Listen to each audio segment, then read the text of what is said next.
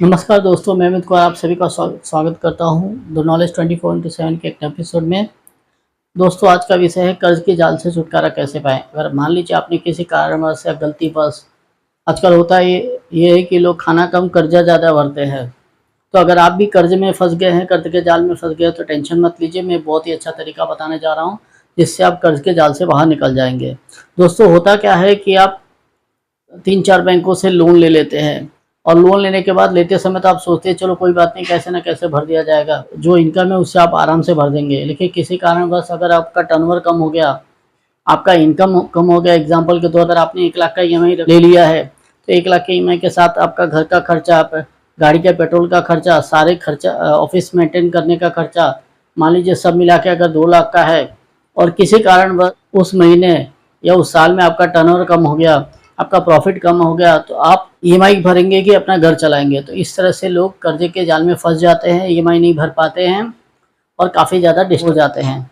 तो अक्सर लोग करते क्या हैं कि सारे कर्जों को रिपेमेंट करने की कोशिश करते हैं। अगर आप मान लीजिए कि डिफ़ॉल्ट हो चुके हैं, ईएमआई नहीं भर पाए, तो आप टेंशन मत लीजिएगा।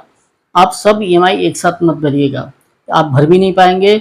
सबसे पहले आपको फोकस करना है कि आपकी इनकम बढ़ानी, जितना आपका अर्निंग है आपको दिन रात मेहनत करके एक्स्ट्रा एफर्ट डाल के अपनी इनकम बढ़ानी है। और कोई भी एक लोन को पकड़ के उसको एडिशनल पेमेंट कर करके जितना एक्स्ट्रा पैसा कमा के उसको भरते जाइए। मान लीजिए 20,000 के में तो 40 भरिए, 40 का है तो 50 भरिए।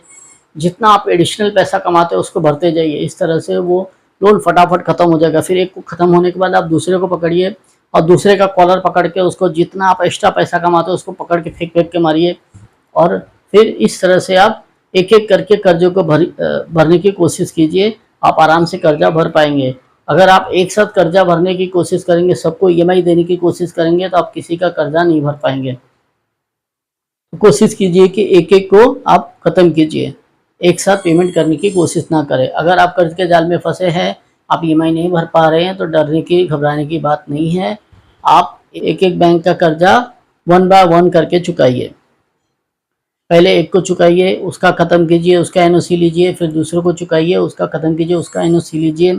एक चीज़ हमेशा याद रखिए, अगर आपने लोन सेटल किया है या सेटलमेंट करने के बारे में सोच रहे हैं, तो एक चीज़ याद रखिए, लोन सेटल करना भी फाइनेंशियल डेथ है।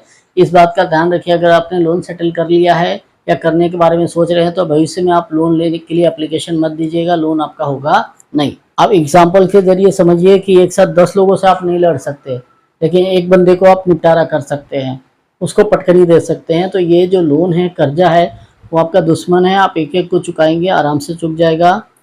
तो आज के लिए इतना ही, धन्यवाद।